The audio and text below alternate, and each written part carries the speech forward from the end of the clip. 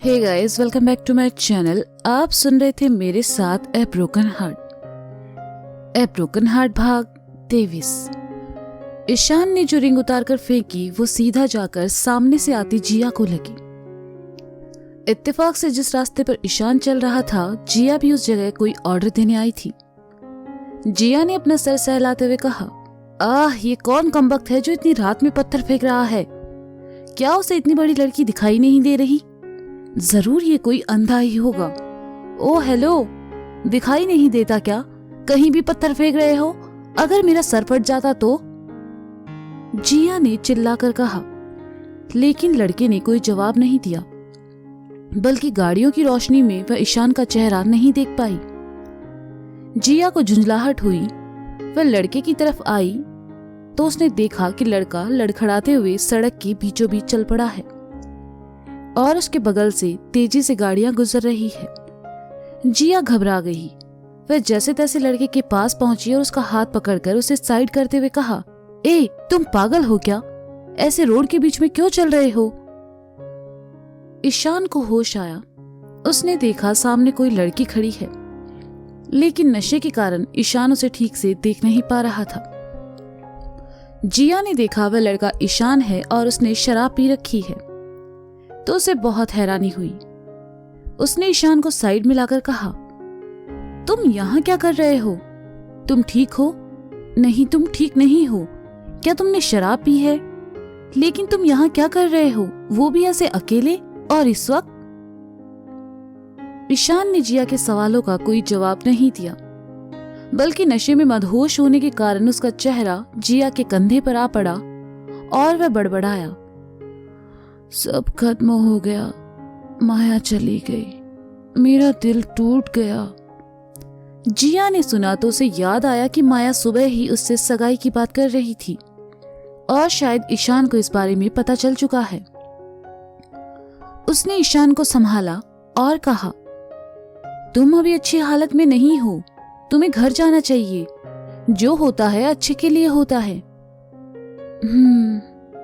ईशान ने जिया से दूर हटते हुए कहा और लड़खड़ाते कदमों से आगे बढ़ गया। जिया वहीं खड़ी रही और कुछ देर बाद बड़बड़ाई, वो नशे की हालत में है। ऐसी हालत में वो घर कैसे जाएगा? एक अच्छी लड़की होने के नाते मुझे उसके साथ जाना चाहिए और उसे घर तक छोड़ना चाहिए। हे रुको, मेरी बात सुनो। कहते हुए जिया उसके पीछे चली आई। ईशान धीमी चाल में चले जा रहा था। जिया उसके पास आई और कहा, तुम चाहो तो मैं तुम्हें घर तक छोड़ सकती हूँ। जिया की बात सुनकर ईशान ने उसकी तरफ देखा तो जिया ने मासूमियत से कहा, तुम मुझ पर भरोसा कर सकते हो। ईशान कुछ देर जिया को देखते रहा और फिर खामोशी से आगे बढ़ गया। जिया एक बार फिर उसके पास आई और कहा, देखो, रात बहुत हो चुकी है और तुम होश में भी नहीं हो। अगर तुम रास्ता भटक गए या तुम्हें कुछ नुकसान हो गया तो मेरी बात मानो और मेरे साथ चलो। जिया की बात सुनकर ईशान उसकी तरफ देखने लगा। उसे जिया में माया नजर आने लगी। वह जिया के करीब आया और उसकी बाहें थामकर एकटक उसे देखता रहा। ईशान की छुअन से ही जिया को सिहरन सी होने लगी। उसने डरे हुए स्वर में कहा, मैं सच कह रही हूं। ईशान को लगा उसके सामने खड़ी लड़की माया है, इसलिए वह जिया के साथ चल पड़ा।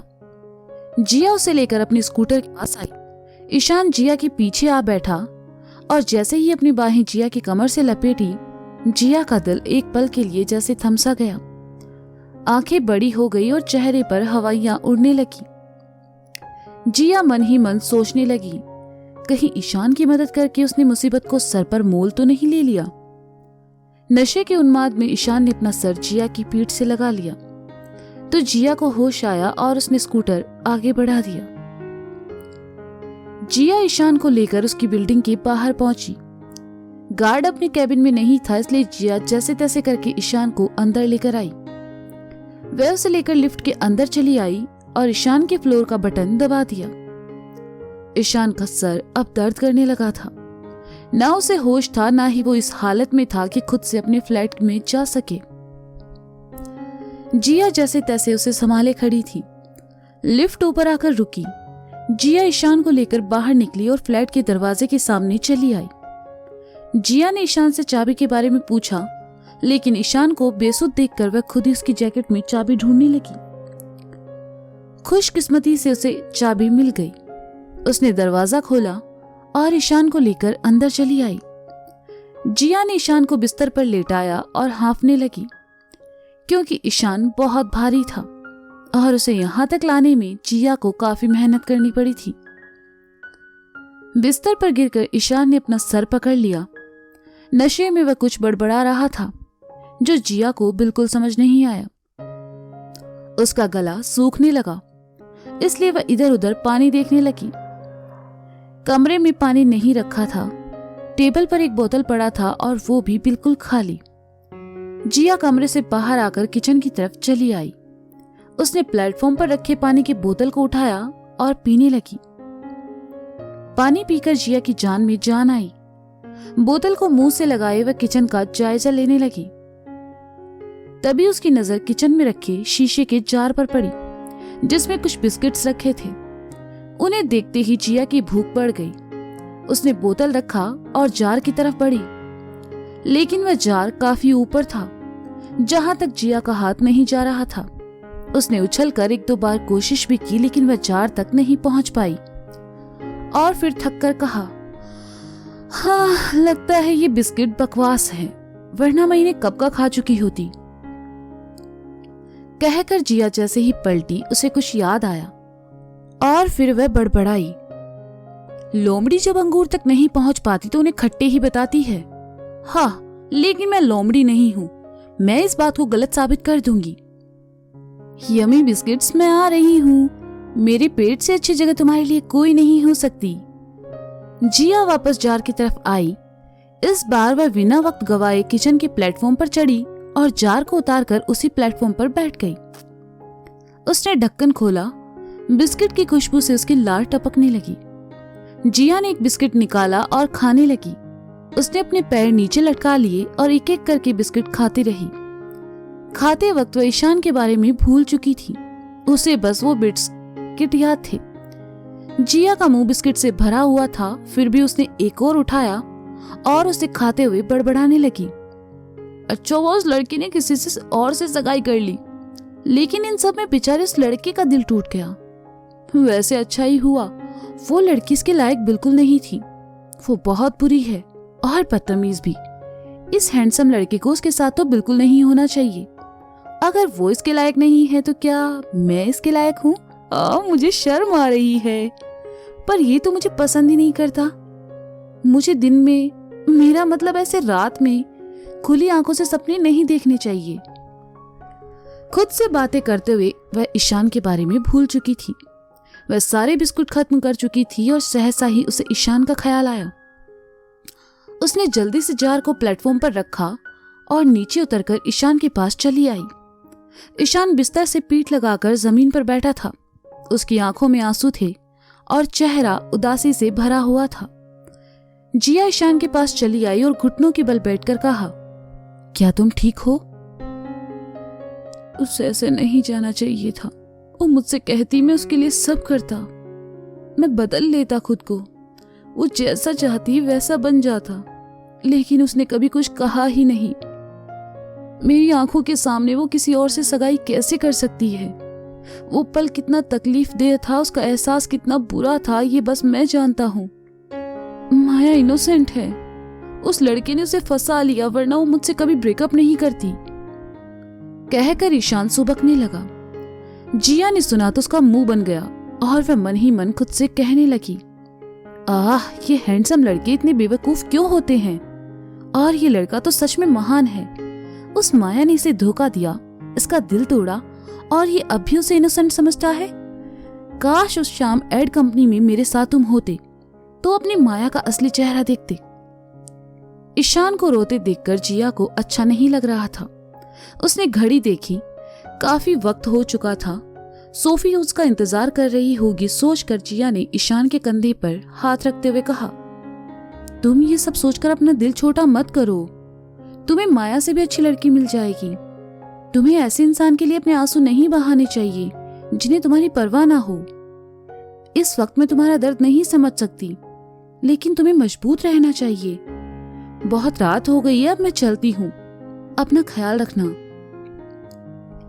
कहकर जिया जैसे ही उठकर जाने लगी, ईशान ने उसका हाथ पकड़कर उसे रोक लिया और दर्द भरे स्वर में कहा, मत जाओ प्लीज। ईशान को दर्द में देखकर जिया की आंखें भी नम हो गई। वह पलटी और ईशान के पास चली आई। ना चाहते हुए भी जिया उसके बगल में बिस्तर से पीठ लगाकर बैठ गई। जिया का हाथ अभी भी ईशान के हाथ में था और जिया समझ नहीं पा रही थी कि वह ईशान को कैसे हिम्मत दे। जिया के ईशान को हाथ को थामे रखा तो ईशान ने धीमी आवाज में कहना शुरू किया, माया बहुत अच्छी लड़की थी। कई सालों से हम साथ थे। उसे कभी मुझसे कोई शिकायत नहीं हुई। वो मुझे समझती थी, मुझसे प्यार करती थी और मुझे समझाती भी थी। मैं भी उससे बहुत प्यार करता हूँ, बहुत। लेकिन मैं माया को कैसे समझाऊं कि वो जो कर रही है वो गलत है।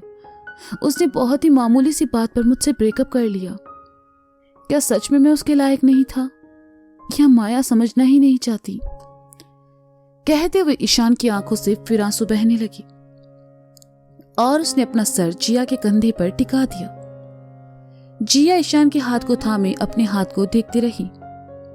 ईशान का दिल टूटने का दर्द अब जिया को भी महसूस हो रहा था।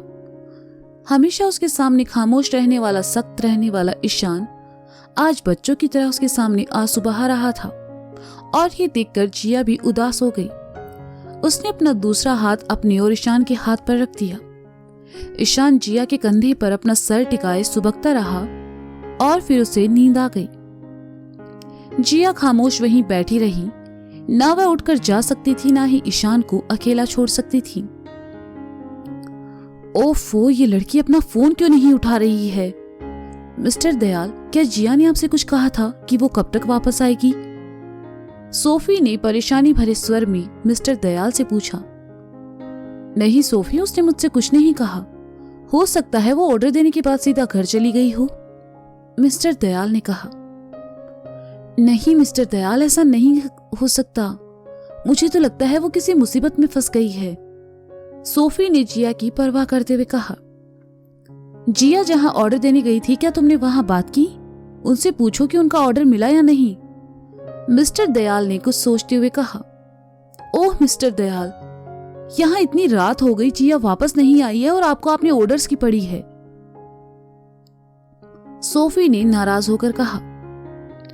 ओहो सोफी, जिया के साथ रहते रहते तुम भी उसकी तरह सोचने लगी हो। कस्टमर को ऑर्डर के बहाने जिया के बारे में भी तो पूछा जा सकता है, मिस्टर दयाल ने सोफी को समझाते हुए कहा। ओह माफ करना मिस्टर दयाल, मैं वो थोड़ा परेशान थी।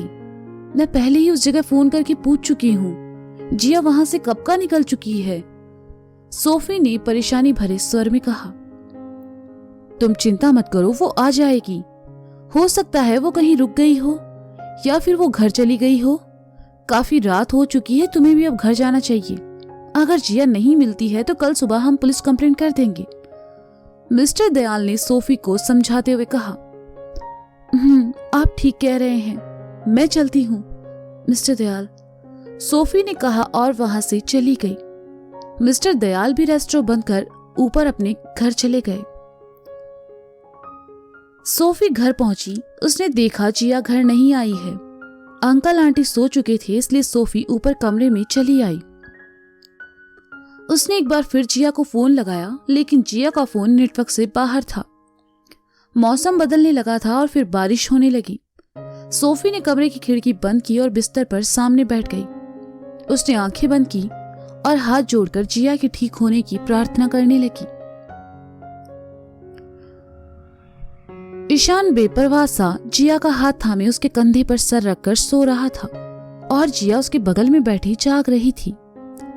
ईशान को देखकर जिया खुद से कहने लगी, हाँ वो लड़की कितनी बुरी है, उसने इस बेचारे का दिल तोड़ दिया और उस अमीर आदमी से सगाई कर ली। कुछ लोग हमारी जिंदगी में शायद इसलिए आते हैं ताकि वो हमारी आंखें खोल सके। वो लड़की तुमसे प्यार नहीं करती थी, वो बस तुम्हारा इस्तेमाल कर रही थी और तुम इसे प्यार समझते रहे। ओह, तुम कितने मासूम हो। तुम्हें किसी पर आंख बंद करके भरोसा नहीं करना चाहिए था। तुम अच्छे इंसान हो, शायद इसलिए तुम माया की माया जाल में फंस गए। मैं तुम्हारे लिए दुआ करूंगी कि तुम उसे भूल जाओ और अपनी जिंदगी में आगे बढ़ो। हाँ, ये अच्छा रहेगा। क्या पता तुम्हें उससे भी अच्छी लड़की मिल जाए। तुम चाहो तो अपने आसपास भी देख सकते हो। ईशान गहरी नींद में था। उसे जिया की कोई भी बात सुनाई नहीं दे रही थी। जिया कुछ न कुछ बोलते जा रही थी और फिर उसे नींद आ गई और उसका सर ईशान के सर से जा लगा। सुबह डोरबेल की आवाज से जिया की नींद खुली। उसने उबासी लेते हुए कहा, सुबह सुबह ये कौन है जो बेल बजाकर नींद खराब। हाँ, मैं यहाँ क्या कर रही हूँ, वो भी इसके साथ। जिया ईशान को अपने साथ देखकर एकदम से चौंकी और उससे दूर होते हुए कहा, जिससे ईशान का सर झटक कर बिस्तर से जा टकराया। वह अपना सर सहलाने लगा। वह जिया को देख पाता इससे पहले ही जिया वहां से उठकर दरवाजे की तरफ भागी। जिया ने जल्दी से दरवाजा खोला तो उसके चेहरे के भाव बदल गए। सामने एक अधेड़ उम्र के दंपत्ति खड़े थे और काफी परेशान थे। जिया कुछ कहती इससे पहले ही आदमी ने कहा, तुम कौन हो और ईशान कहाँ है? आप कौन है? जिया ने एकदम से सवाल किया। मैं ईशान का फादर हूं, आदमी ने कठोरता से कहा। जिया ने जैसे ही सुना उसके चेहरे का रंग उड़ गया और वह कुछ बोल ही नहीं पाई। तो दोस्तों, ये था ए ब्रोकन हार्ट भाग 23। इसका अगला भाग आप जल्द ही सुनेंगे मेरे साथ। तब तक के लिए शुक्रिया। बाय बाय, अपना ख्याल रखिए और हाँ, सुनते रहें a broken heart. Bye bye.